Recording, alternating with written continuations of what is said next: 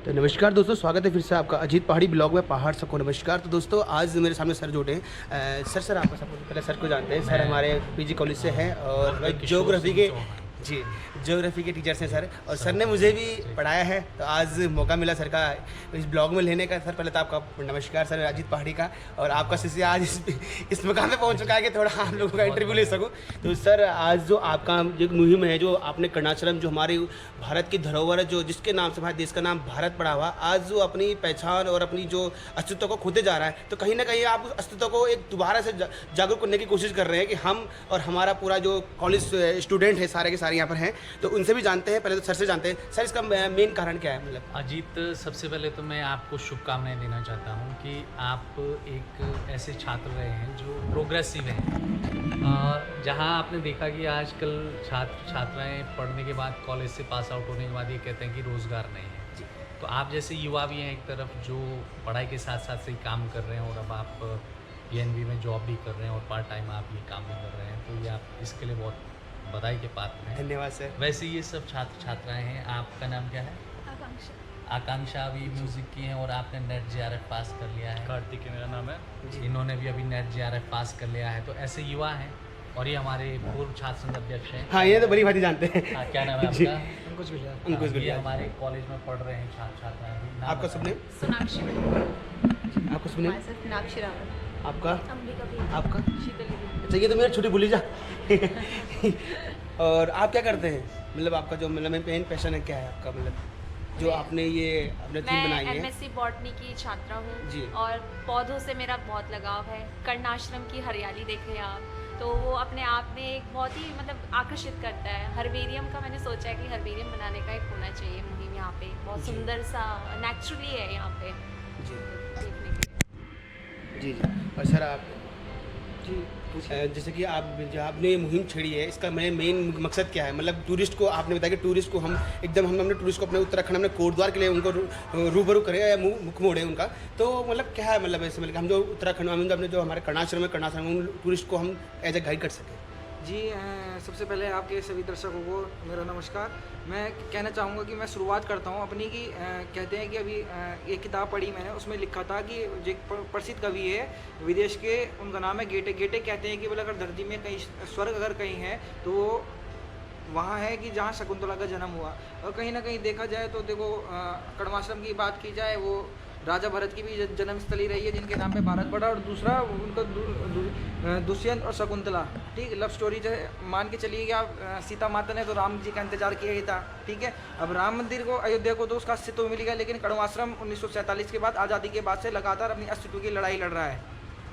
जी sir आपने बहुत बढ़िया बोला कि जब से हमारा देश आज़ाद हुआ और जब से शकुंतला और राजा दुष्यंत की कहानी हमारे कर्णाश्रम से जुड़ी हुई है। और आप भली भांति जानते हैं कि कर्णाश्रम में जो अस्तित्व मिले थे, जो वहाँ पर अवशेष जो मिले थे समय पर, वो अवशेष अभी जो लखनऊ में है, लखनऊ के म्यूजियम में और बरेली के म्यूजियम में रखे गए। अभी तक वो अवशेष हमारे उत्तराखंड में नहीं आए, क्योंकि जब तक हमारा उत्तराखंड और UP दोनों पर एक ही पार्ट था, तो तब वो वहाँ पर चले गए थे। हम चाहते हैं कि जो वहाँ पर जो अवशेष जो मिले थे, वहाँ पर जो दर्शाते हैं कि ये राजा भरत की भूमि, शकुंतला की भूमि है, कि राजा भरत ने यहाँ पर सिंह के दांत गिने थे, जहाँ पर हम उनकी जो लव स्टोरी थी, जो उनकी कहानी थी, जो यहाँ से शुरुआत हुई थी। और हमारे इस कर्णाश्रम के नाम से हमारे देश का नाम भारत पड़ा। कहीं ना कहीं आज अपना अस्तित्व खोते जा रहा है सर। इसके लिए सर दो शब्द जो आपको पब्लिक देख सके, जो हमारे वहाँ तक आवाज़ जानी चाहिए, जहाँ के लिए हमारे उत्तराखंड की लड़ाई है और हमारे देश की लड़ाई है। क्योंकि आज आप देख रहे हो हमारे जो उत्तराखंड है, उत्तराखंड को मात्र 24 साल का भी युवा है और लगता है कहीं 80 साल का बुजुर्ग लगता है मुझे, जहाँ तक मुझे लगता है कि यहाँ पर एक रोजगार का कोई नाम नहीं लेते हैं और सारे के सारे अपने राजनीति के वो सेक रहे हैं, रोटी सेक रहे हैं, बट कोई भी अपने काम में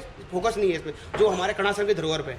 अजीत, मैं ये कहना चाहूँगा कि ये आपने जैसे भी ये मुद्दा उठाया, इन सब छात्रों ने जो बात कही है, कर्णाश्रम वैदिक काल से इसका उल्लेख जो है महाभारत में भी मिलता है। और इसमें जो है अभिज्ञान शकुंतलम का जो है कालिदास ने बहुत अच्छे से चित्रण किया है। भारत एक खोज में जो नेहरू जी की पुस्तक है, उसमें भी उन्होंने इसका उल्लेख किया है।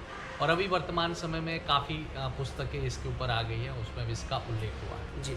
और जिन लोगों ने भी यहाँ के लिए प्रयास किया है, आपने देखा हमारे इस दिशा में जो है जिम कॉर्बेट नेशनल पार्क है, राजा जी नेशनल पार्क है, लैंसडाउन वन प्रभाग है। और सबसे बड़ी बात यह है कि इसका ऐतिहासिक और आध्यात्मिक महत्व तो है ही, ये एक सांस्कृतिक विरासत भी है, सांस्कृतिक धरोहर भी है। लेकिन इसके साथ साथ जो यहाँ प्रकृति बड़ी मेहरबान है। अगर आप इसका भौगोलिक जो यहाँ का जो अगर हम बात करें तो आप एक तरफ देखेंगे कि यहाँ तराई और बाबर क्षेत्र के बाद उत्तर का मैदान लगता है और ये सामने शिवालिक पहाड़ियाँ हैं और यहाँ से जो माल नदी निकलती है आसपास में बहुत सारे ऐसे स्थान हैं जिनका ऐतिहासिक महत्व। अगर हम बहुत बड़ी थोड़ी सी अगर हम खोज करें तो पता चलेगा चरक संहिता लिखी गई है। तो जो चरक डांडा है, चरक ऋषि जो है, उनकी जो तपोस्थली रही है वो यहीं पर रही है। उन्होंने यहाँ पर जो है चरक संहिता की रचना की है और कण्व ऋषि की तपोस्थली यही रही है और इसका बहुत आध्यात्मिक महत्व है और ये एक विरासत है। और अगर हम जलवायु की बात करते हैं तो दिल्ली एनसीआर यहाँ से पास में है। अब लोग कोटद्वार क्यों आए, बार बार यही बात होती है कि लोग कोटद्वार क्यों आए, जो आपका मेन मोटिव हाँ मोटिव ये है कि लोग कोटद्वार क्यों आए। आपने देखा नवंबर, दिसंबर, जनवरी में दिल्ली एनसीआर में पूरा कोहरा लगता है, लोगों को सांस लेना दुभर हो जाता है वहाँ पर। बच्चे और वृद्ध और यहाँ तक कि युवाओं को भी बहुत सारी अनेक बीमारियों का सामना करना पड़ता है। तो यही हमारे जो सामने चारों तरफ जो कोटद्वार के चारों आसपास में जो सैकड़ों गांव खाली पड़े हुए हैं। अगर हम दुगड्डा के आसपास की बात करें, यहाँ पुरानकोट है, सीला गांव है, भानकोट है, मोहरा है, ऐसी तमाम जो ये पूरी वैली है इसमें अगर आप देखेंगे तो सारे के सारे गाँव खाली पड़े हैं, जिसमें पूरे जो शीत ऋतु का समय होता है उस समय पूरी धूप खिली हुई होती है। तो वो लोग चाहें तो अपने स्वास्थ्य लाभ के लिए भी यहाँ आ सकते हैं और शुद्ध और प्योर ऑक्सीजन यहाँ पर मिल सकती है। और ये स्थान चारों तरफ प्राकृतिक वन संपदा और वन्य जीव जंतु यहाँ पर इतनी प्रचुर मात्रा में है जिनका वो यहाँ पर दर्शन कर सकते हैं और यहाँ पर बैठ के वो सुकून के पल बिता सकते हैं और आध्यात्मिक और अपना स्वास्थ्य लाभ यहाँ पर उठा सकते हैं। मेडिटेशन के लिए बेस्ट जगह है योगा के लिए। इसीलिए इसके साथ साथ क्या होगा, जो ये युवा मुहिम शुरू कर रहे हैं, जो आपने ये देखा है, इसकी जो विरासत है उसको धरातल पर उतारने के लिए सरकार ने तो अपनी तरफ से काफ़ी काम किया है। जैसे अगर हम कहें यहाँ पे जिम कॉर्बेट की तरफ इन्होंने सफारी शुरू किया है, ये रोड बनाने का भी काम किया है, उधर पुल लग रहे हैं। सरकार अपने लेवल से जितना कर सकती है कर रही है, लेकिन यहाँ पर टूरिस्ट को बुलाना, टूरिज्म को बढ़ावा देना वो लोकल लोगों का काम है। तो ये मुहिम इन युवाओं ने शुरू कर दी है और मेरे ख्याल से कोटद्वार के ऊपर बहुत काम हुआ होगा। कण्व आश्रम समिति भी यहाँ बनी हुई है, बहुत सारा यहाँ पे शोध और साहित्य भी लिखा गया होगा। लेकिन ये पहला प्रयास है, पहली मुहिम है कि युवाओं ने टूरिस्ट को यहाँ पर बुलाने का ये बीड़ा उठाया है। तो कहीं ना कहीं अजीत, आप जैसे युवाओं का भी इसमें बहुत बड़ा इंपॉर्टेंट रोल रहता है। इन सब लोगों की ये मुहिम जारी रहेगी, इसी के साथ में शुभकामनाएं देना चाहता हूँ। बहुत बहुत धन्यवाद सर, आपने हमारे उत्तराखंड के लिए हमारे कोटद्वार शहर का एक छोटा सा शहर है हमारा, जो कि यूपी से सटा हुआ शहर है और जहाँ पर कर्णाश्रम की तपस्थली भूमि है और ज़्यादा राजा भरत की तपस्थली भूमि है। और कहीं ना कहीं ये राजा तपस्थली भूमि अपनी पहचान खोती जा रही है, अपनी अस्तित्व खोती जा रही है। तो कहीं ना कहीं हमारे नवयुवक साथियों के द्वारा यहाँ पर एक दोबारा पहचान दिलाने की पूरी प्रयास चल रहा है, पूरी मुहिम चल रही है। तो आप सबको अग्रिम शुभकामनाएं कि आपका ये जो आपने मुहिम उठाई है इस पर आप डटे रहें और आप इस पर आपको एकदम आपको मतलब मंजिल मिले और आप लोगों से उन लोगों तभी आप मोटिवेट हो जो लोग इसको सोचते हैं कि इसके करने से कुछ नहीं हो सकता।